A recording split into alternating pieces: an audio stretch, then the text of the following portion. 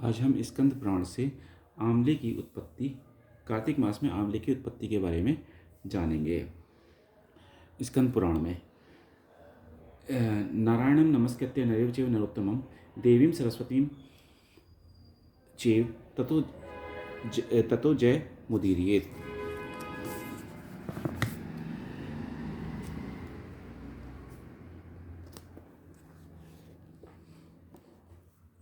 आंवले के वृक्ष की उत्पत्ति।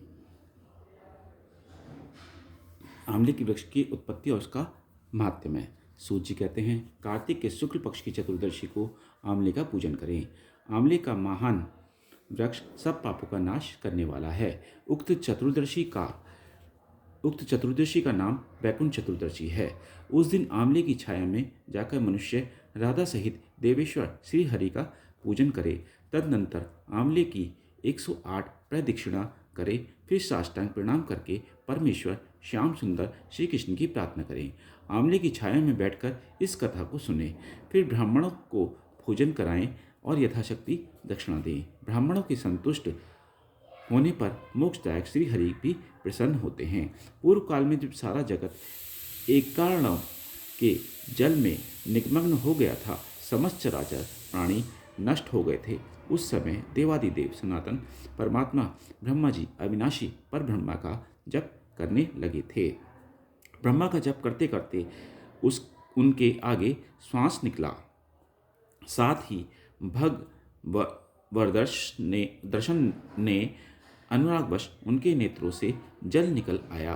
प्रेम के आंसुओं से परिपूर्ण वह जल की बूंद पृथ्वी पर गिर पड़ी। उसी से आंवले का महान वृक्ष उत्पन्न हुआ, जिसमें बहुत सी शाखाएं और उपशाखाएं निकली थी। वह फलों के भार से लदा हुआ था। सब वृक्षों में सबसे पहले आंवला ही प्रकट हुआ, इसलिए उसे आदिरोह कहा गया। ब्रह्मा ने पहले आंवले को उत्पन्न किया, उसके बाद समस्त प्रजा की सृष्टि की।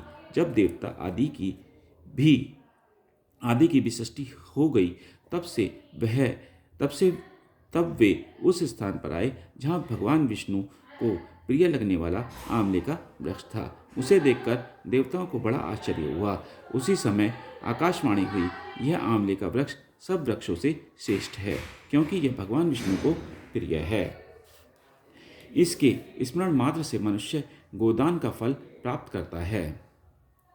इसके दर्शन से दुगना और फल खाने से तिगुना पुण्य होता है। इसलिए सर्वथा प्रयत्न करके आंवले के वृक्ष का सेवन करना चाहिए, क्योंकि वह भगवान विष्णु को परम प्रिय एवं सब पापों का नाश करने वाला है।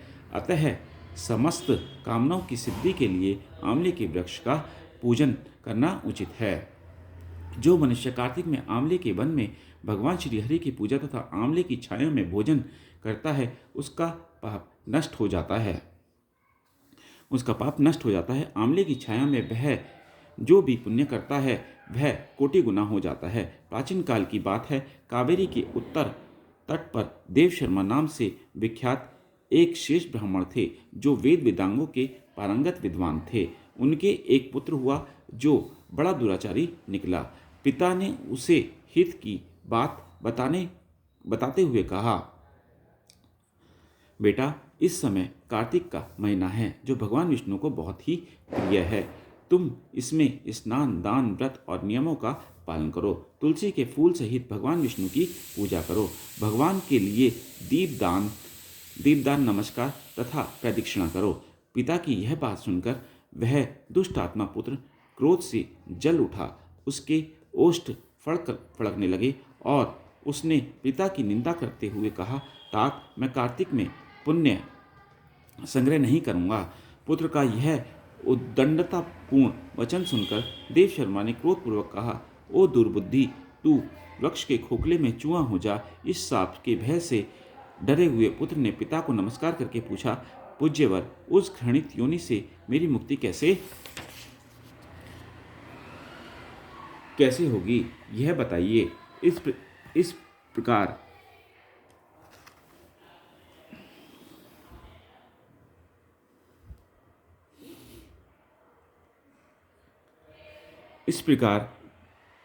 पुत्र के द्वारा प्रसन्न किए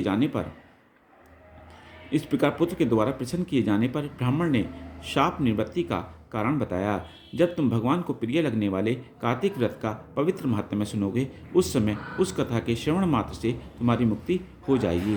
पिता के ऐसा कहने पर वह उसी क्षण चूहा हो गया और कई वर्षों तक सघन वन में निवास करता रहा। एक दिन कार्तिक मास में विश्वामित्र जी अपने शिष्यों के साथ उधर आ निकले तथा नदी में स्नान करके भगवान की पूजा करने के पश्चात आंवले की छाया में बैठे।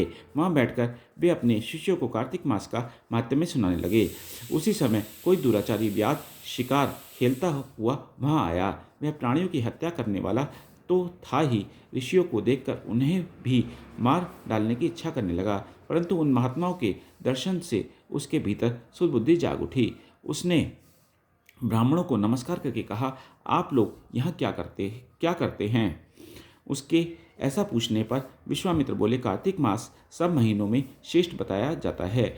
उसमें जो कर्म किया जाता है वह बरगद के बीज की भांति बढ़ता है। जो कार्तिक मास में स्नान, दान और पूजन करके ब्राह्मण भोजन कराता है, उसका वह पुण्य अक्षय फल देने वाला होता है। व्याध की प्रेरणा से विश्वामित्र जी के कहे हुए इस धर्म को सुनकर वह शाप भ्रष्ट ब्राह्मण कुमार चूहे का शरीर छोड़कर तत्काल दिव्य देह से युक्त हो गया और विश्वामित्र को प्रणाम करके अपना वृतांत निवेदन कर ऋषि की आज्ञा ले विमान पर बैठकर स्वर्ग को चला गया। इससे विश्वामित्र और व्याध दोनों को बड़ा विस्मय हुआ। व्याध भी कार्तिक व्रत का पालन करके भगवान विष्णु के धाम में गया। इसलिए कार्तिक में सब प्रकार से प्रयत्न करके आंवले की छाया में बैठकर भगवान श्री कृष्ण के सम्मुख कथा श्रवण करें। जो ब्राह्मण कार्तिक मास में आंवले और तुलसी की माला धारण करता है, उसे अनंत पुण्य की प्राप्ति होती है। जो मनुष्य आंवले की छाया में बैठकर दीपमाला समर्पित करता है, उसको अनंत पुण्य प्राप्त होता है। विशेषतः तुलसी वृक्ष के नीचे श्री राधा और श्याम सुंदर भगवान श्री कृष्ण की पूजा करनी चाहिए। तुलसी के अभाव में यह शुभ पूजा आंवले के नीचे करनी चाहिए। जो आंवले की छाया के नीचे कार्तिक में ब्राह्मण दंपत्ति को एक बार भी भोजन देकर स्वयं भी भोजन करता है, वह अन्न दोष से मुक्त हो जाता है। लक्ष्मी प्राप्ति की इच्छा रखने वाला मनुष्य सदा आंवले से स्नान करे। विशेषतः एकादशी तिथि को आंवले से स्नान करने पर भगवान विष्णु संतुष्ट होते हैं। नवमी, अमावस्या, सप्तमी, संक्रांति दिन, रविवार, चंद्रग्रहण तथा सूर्य ग्रहण के दिन आंवले से स्नान नहीं करना चाहिए। जो मनुष्य आंवले की छाया में बैठकर पिंडदान करता है, उसके पितृ